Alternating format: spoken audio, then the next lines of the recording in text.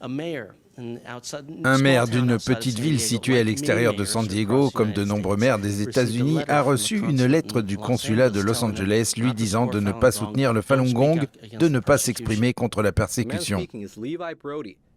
Cet homme est Levi Brody, fondateur et directeur exécutif du centre d'information du Falun Dafa. Il a déclaré qu'une persécution qui se cantonnait autrefois à l'autre bout du monde a fait son chemin sans contrôle jusqu'aux États-Unis. Tout ce qu'ils ont fait au Falun Gong au cours des 24 dernières années est une étude de cas de ce qu'ils commencent à faire et ont fait à d'autres groupes, y compris à des fonctionnaires américains.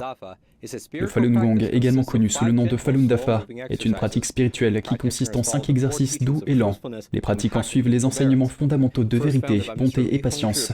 Fondée par M. Li Hongzhi en 1992, cette pratique spirituelle a rapidement gagné en popularité. Et le 20 juillet 1999, le Parti communiste chinois a lancé une persécution à l'échelle nationale en utilisant les médias d'État pour diffamer la pratique et en créant une nouvelle branche de police dédiée à sa surveillance et aux arrestations.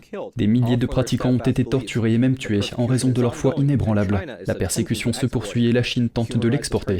Nina Shea, avocate spécialisée de la défense des droits de l'homme, a déclaré que cette répression était présente partout aux États-Unis. Le FBI a fait une descente dans un commissariat en octobre 2022 et l'a fermé.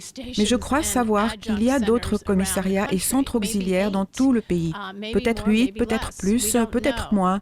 Nous ne le savons pas. Le poste de police dont elle parlait s'appelait l'American Jungle Association, un immeuble de bureaux situé à Manhattan. Les autorités ont déclaré qu'il s'agissait d'un avant-poste de la police chinoise visant à cibler les dissidents chinois à l'étranger.